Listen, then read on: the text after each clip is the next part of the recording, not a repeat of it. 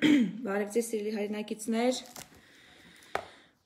ճիշտ ասած այսօր առավոտյան ուզում էի քաղաքական վիդեո անեի, մի քանի բան էի տեսել, որ ջղայնացրել էր ինձ շատ վատ, բայց հետո երբ որ աղոթեցի, Աստված ինձ մեկ անգամ ևս հիշեցրեց, որ մեր պատերազմը մսի եւ արյունի դեմ չէ,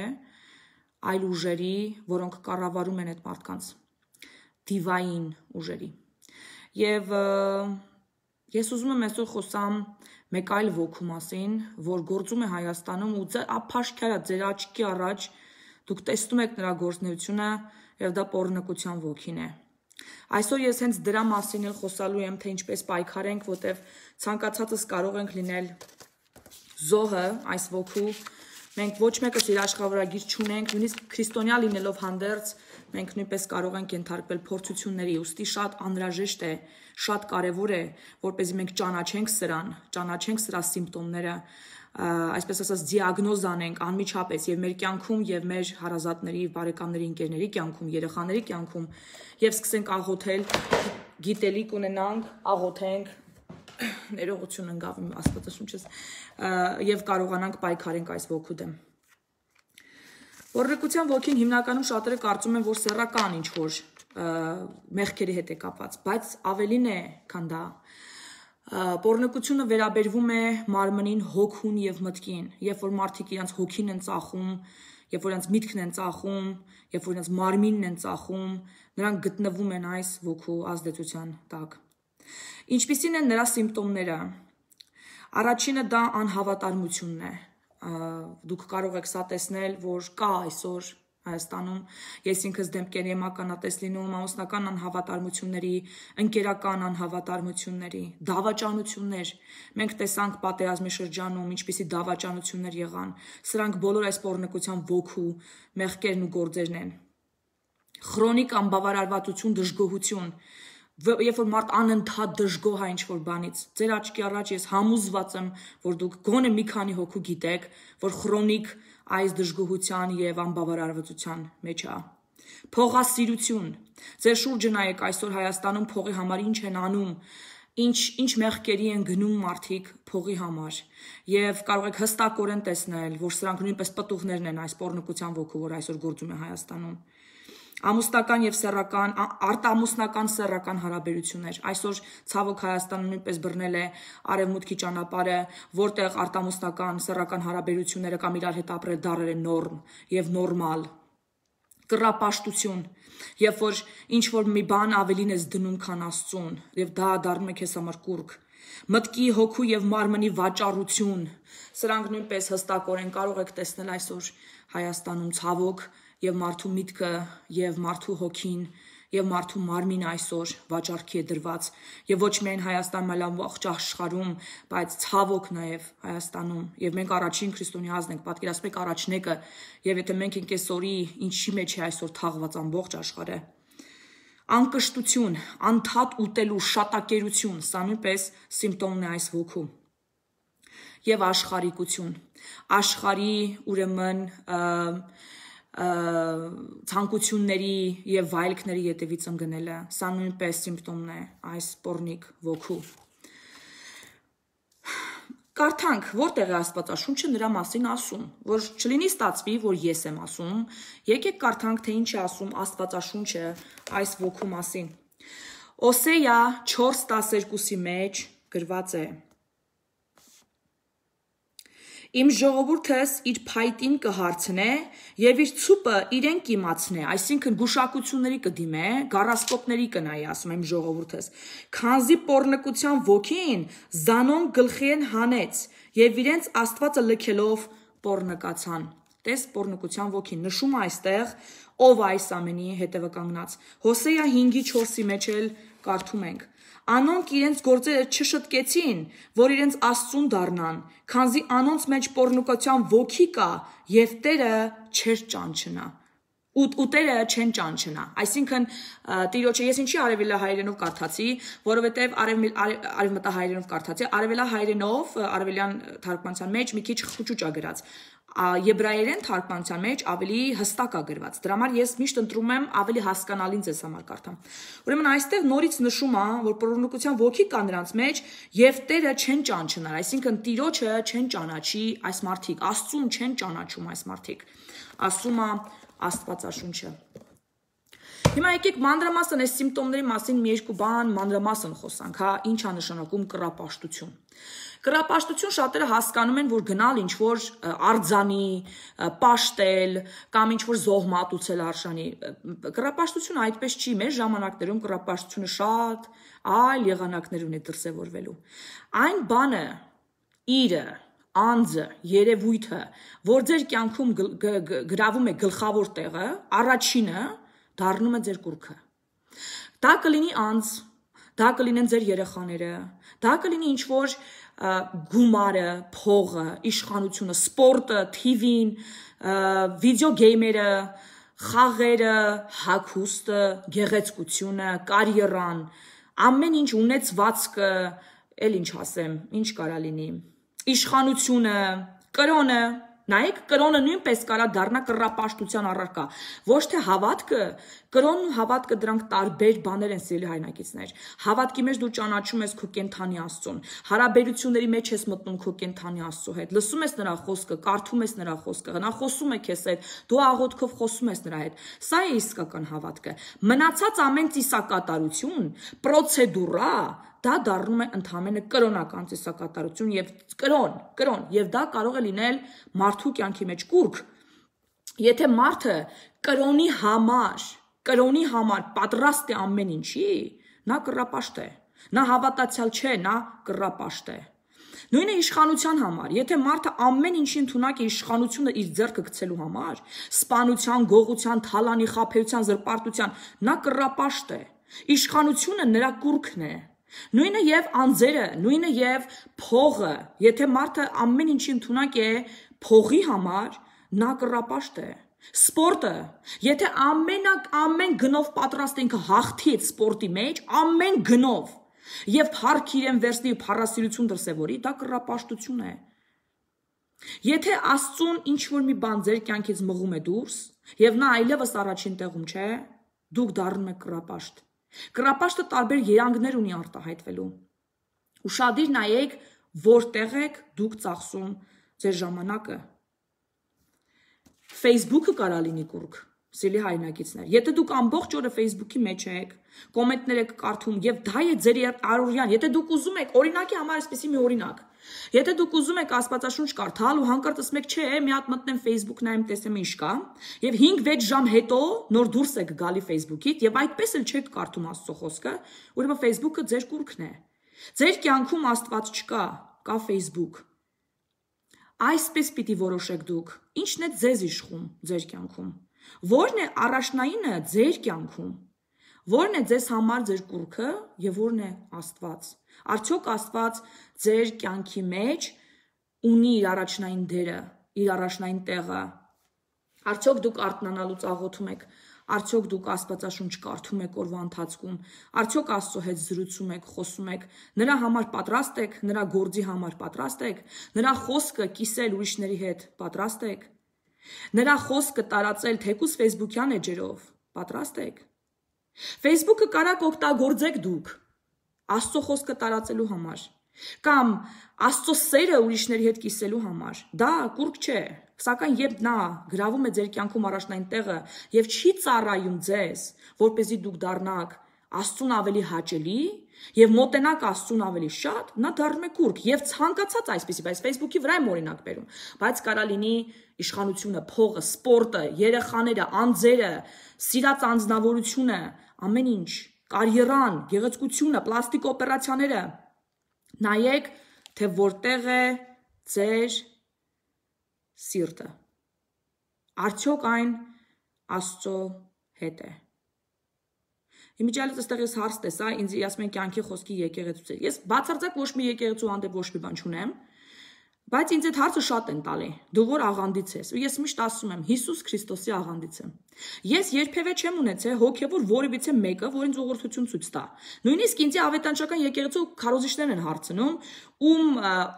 որտեղից ես դու սնվում։ Ես բացարձակ չեմ սնվում ոչ մի տեղից։ Իմ սնունդը Աստվածաշունչն է։ Ես ուղղակի կարողանում եմ տառերը գիտեմ, կարողանում եմ կարդալ։ Ի տարբերություն շատերի, ես Աստվածաշունչ եմ բացում եւ կարդում եմ։ Ինչ է որ չեմ հասկանում, ես աղոթում եմ Աստծուն եւ նա ինձ բացում է դրա իմաստը։ Ես տեսնում եմ Փառք Աստծո 21-րդ դար է, կա վիդեոներ, կա YouTube, կա Facebook, ամեն տեղից դու կարող ես գտնել այդ ինֆորմացիան։ Պարտադիր չէ, որ դու ինչ-որ կոնկրետ ինչ-որ միտեղ հաճախես, ինչ-որ կոնկրետ աղանդի հետևորդ լինես, որպեսզի կարողանաս հարաբերություն ունես Աստծո հետ։ Եվ ի՞նչ է նշանակում աղանդ։ Եթե մեկը Աստծո հետ հարաբերություն ունի, Աստծուն ճանաչում իր կյանքում Աստված ունի, ուրեմն աղանդավոր, հա։ Փաստորեն միակ ճիշտ ճանապարհը կրոնավոր լինելն է։ Ճանաչեք ճիշտ ճշմարիտ Աստծուն։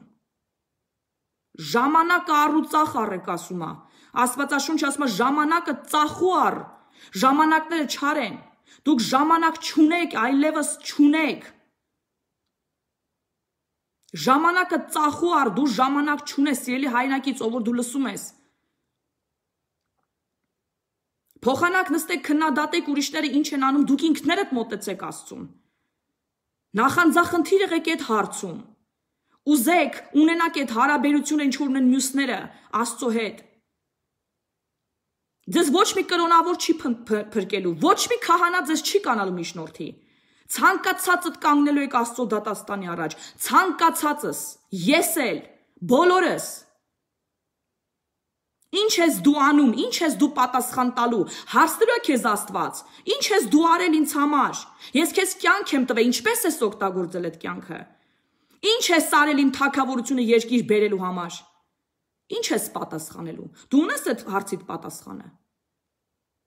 որ հիմա նստել եք աղանդավոր ու հավատացյալ ու չգիտեմ ինչ եք որոշում ու դատում, դուք ինքներդ ձեզ մի հատ քննել եք, այսպես ասած, ձեր սրտերը, ձեր մտքերը, ձեր հոգիները ախր քննել եք, այ անմիտներ, Եփեսացիներ 5:16-ի մեջ ասում է ժամանակը ծախու առ, ժամանակները չար են։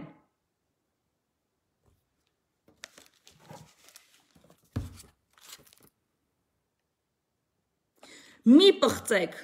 ձեր մարմինները, որովհետև ձեր մարմինները տաճար են Աստծո համար,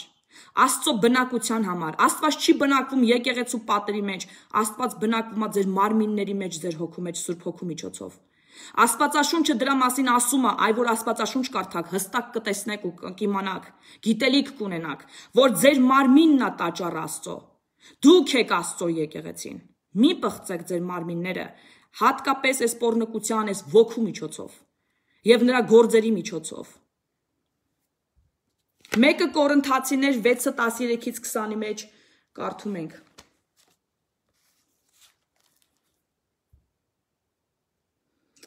Վեցը որն էր? 6:13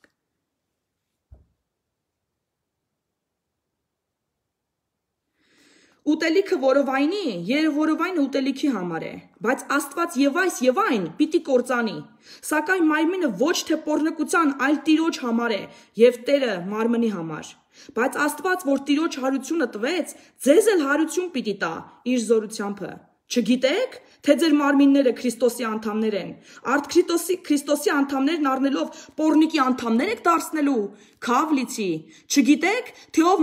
մերձենում է պոռնիկին, նրա հետ մեկ մարմին է դառնում, կլինեն, ասում է գիրքը, երկուսը մեկ մարմին, եւ ով մերձենում է Տիրոջը, մեկ հոգի է դառնում նրա հետ, փախեք պոռնկությունից, ինչ մեղք էլ որ գործի մարդ, արդ իր մարմնից դուրս է, իսկ ով պոռնկանում է, իր մարմնի դեմ է մեղք գործում, չգիտեք, թե ձեր մարմինները տաճար են Սուրբ Հոգու, որ ձեր մեջ է, եւ որ ստացել եք Աստծուց, եւ դուք ձեր Տերը չեք, քանզի մեծ գնով գնվել եք, փառավորվեցեք Աստծուն ձեր մարմինների մեջ։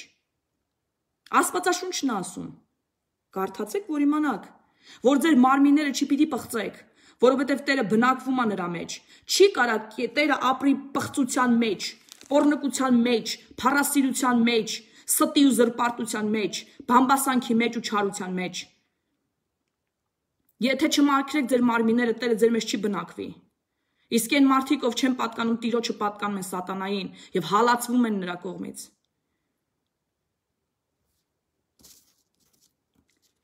Այսօր արտամուսնական հարաբերություններով ապրում են, նորմ է դարել ամբողջ աշխարհում պոռնկությունը։ Եվ 59% Ամերիկայի Միացյալ Նահանգներում այսօր, այսինքն 198 միլիոն 600 հազար մարդ այսօր այս մեղքի տակ է,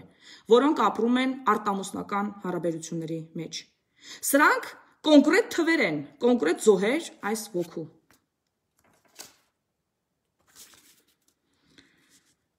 Մեկ Տիմոթեոս 6:7-12-ի մեջ կարդում ենք.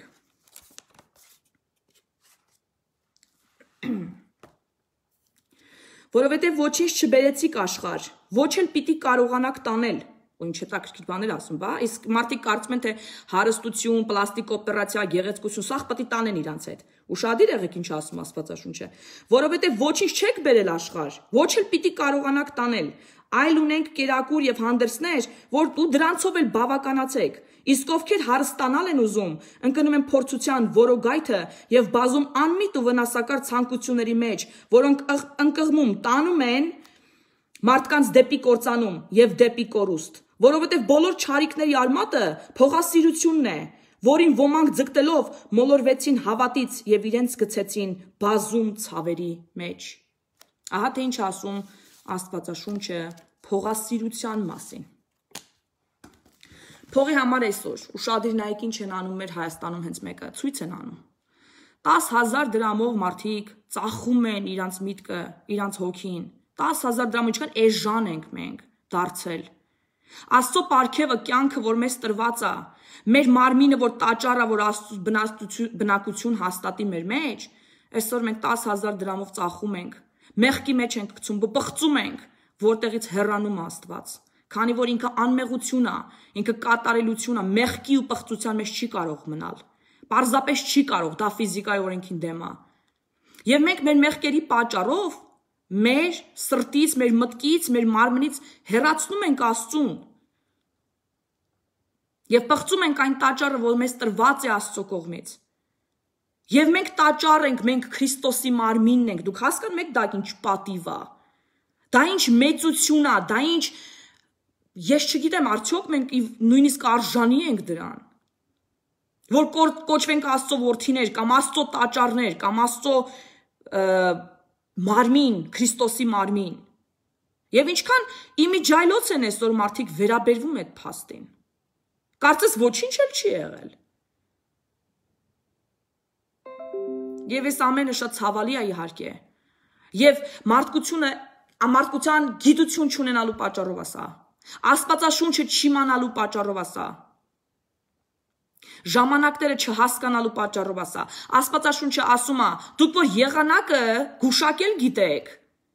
արդյոք չեք նայում նշաններից եւ գուշակեք, որ վերջի ժամանակներում եք ապրում։ Այդքան անմիտ է մարդը։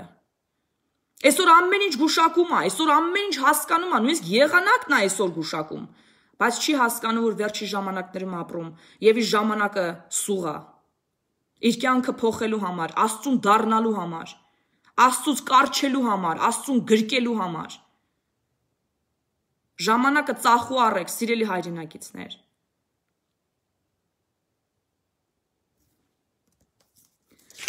Իմ ընկերուհին այսօր, փողասիրության մի հատ օրինակ ձեզ ասեմ։ Ընկերուհիս այսօր մեր Armenian National Association-ի անդամներից մեկ Ռուսաստանի մասնաճյուղից այսօր Հայաստանում է։ Իմիջիալոց ասեմ, մի քանի համայնքներ ներկայացուցիչ այսօր Հայաստանում են եւ գործունեություն են ծավալում մեր կազմակերպության անունից եւ իրենց անունից, տարբեր զինվորների կյանքում եւ այլն։ Մենք դրանց մասին շատ չենք խոսում, բայց ես հաշվետվություն կտամ տարվա վերջում եւ դուք կտեսնեք գործերը, որ անում են այսօր մեր համայնքները, որոնց համար ես հպարտ եմ ուղղակի այդ մարդկանց հայրենասիրությամբ։ Նրանցից մեկը այսօր գտնվում է Հայաստանում եւ հրապարակում կանգնած է եղել մի քանի օր առաջ եւ մարդ է սպասել։ Մոտեցել են նրան այդ ցույց անողները եւ ասել են 50,000 քեզ տալիս ենք, որ միանաս այս ցույցին եւ գոռաս Նիկոլ Դավաճան։ Իմ ընկերուհին զարմացած նայել է եւ ասել է ինչի՞ այդքան քիչ։ Մի քիչ շատ տվեք, ավելի շատ բաներ էլ կգոռամ։ Իրան ասել են տենում ենք սենց հակած կապած դրսի մարդ ես, դրա համար ենք 50,000 տալի, թե չէ 10,000 դրամով էլ են գալի գոռում։ Դուք հասկանում եք։ Սա բացահայտ ցինիզմ, բացահայտ անարգանք է մեր ժողովրդի նկատմամբ, եւ նրանք մեղավոր չեն, ծախվողներն են մեղավոր, որոնք 10,000 դրամի համար այսօր պատրաստ են իրանց միտքը, իրանց սիրտը, իրանց հոգին, իրանց մարմինը ծախելու։ Եվ տարբերություն չկա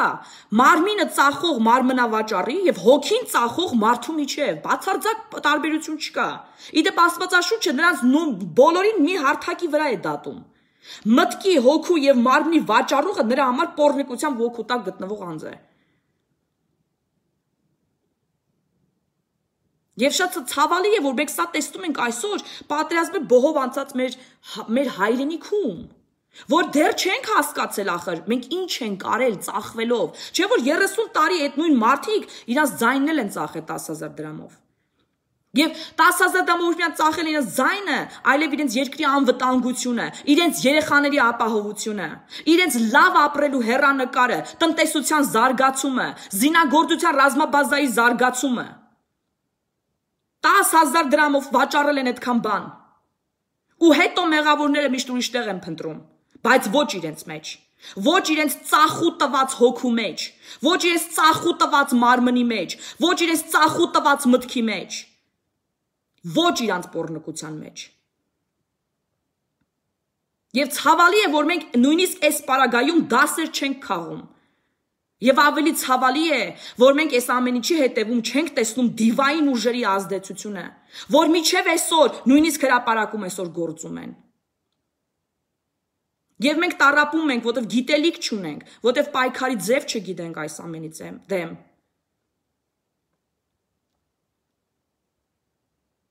Ուրեմն պիտի պայքարենք։ Պիտի պայքարենք։ Շատակերության մասին էլ խոսեմ, որը ագահությունն է։ Շատակերությունը դա ֆիզիկական դրսևորումն է մարդու հոգու ագահության, որ չի կշտանում։ Կլինի փողից, կլինի իշխանությունից, կլինի ուտելիքից։ Շատակերությունը դրա դրսևորումներից մեկի ձևն է։ Եվ այս պոռնկության ոգու պտուղներից մեկն է, by the way, սիմպտոմներից մեկը։ Այսօր 1.9 միլիարդ մարդ 18 տարեկանից բարձր համարվում է ավելքաշ ունեցող աշխարհում 7 միլիարդից, համարյա 2 միլիարդը։ Դուք հասկանում եք, սա իսկական թվեր են, իսկական զոհեր են սրանք այս ոգու։ Գործունեությունը տեսեք, ինչպիսի գործունեություն է ծավալում ամբողջ աշխարհում։ 650 միլիոն մարդ, այսինքն 39% այս մարդկանց, այս 2 միլիարդի համարվում են այսօր գեր։ Եվ այսօր Ամերիկայում 5-ից 1 մահը գերության պատճառով է լինում։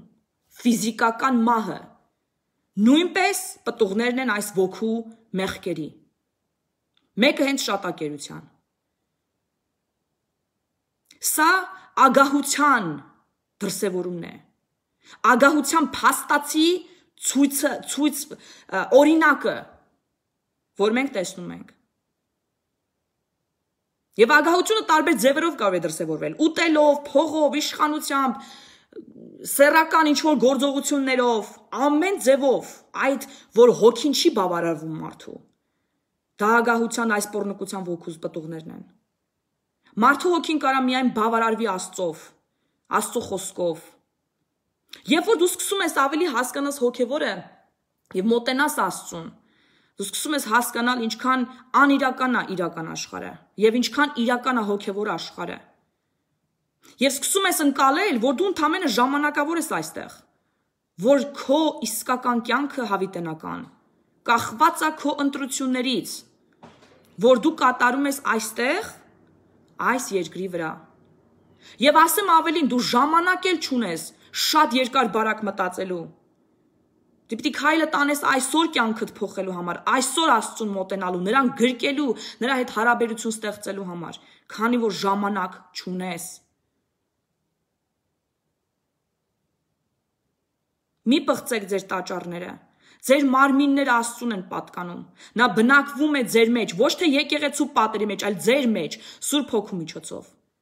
Եվ ինչքան դուք մեղք գործեք, այնքան նա հեռանալու է ձեզանից։ Եվ դուք զրկվելու եք գերբնական պաշտպանությունից, Աստծո օրհնություններից, աստվածային խաղաղությունից ձեր հոգու մեջ։ Այնքան զրկվելու եք նրան ճանաչելու, նրան մոտիկից տեսնելու, գրկելու հնարավորությունից։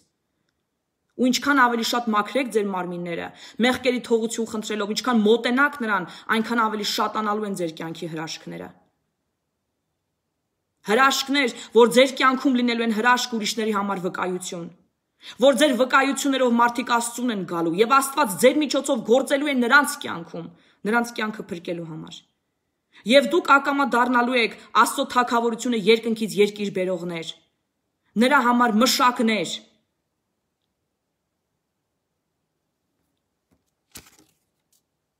Սպորտը այսօր դարձել է կուրք շատ մարդկանց համար։ Ստադիոններ են լցվում միլիոնավոր, նայեք համաշխարհային խաղերի ժամանակ ինչ է կատարվում։ Միլիոնավոր մարդիկ ամբողջ ժամանակը դնում են սպորտի վրա, ամբողջովին շեղվում են, ուշադրությունը շեղվում է մարդկանց։ Մինչդեռ այդ նույն իրավիճակում, այդ նույն ժամանակաշրջանում աշխարհում խավար է տիրում, եւ այնքան մարդ կա, որ հիվանդությունից, սքից, տարբեր տեսակ դժբախտություններից մեռնում է Աստծո խոսքը չիմանալով։ Եվ հնարավորություն չունենալով երբևէ որևիցե մեկից Աստծո խոսք լսել, Աստծո մասին իմանալ։ Ահա այսպես սատանան շեղում է մարդկությանը սպորտի միջոցով, իրական գործից, որ մարդիկ ունեն անելու, եւ դա է Աստծուն ճանաչել տալը ամբողջ աշխարհում։ Ինչը որ մեզ տրված է որպես առաքելություն, գնացեք եւ քարոզեցեք ամբողջ աշխարհին եւ տարեք բարի լուրը։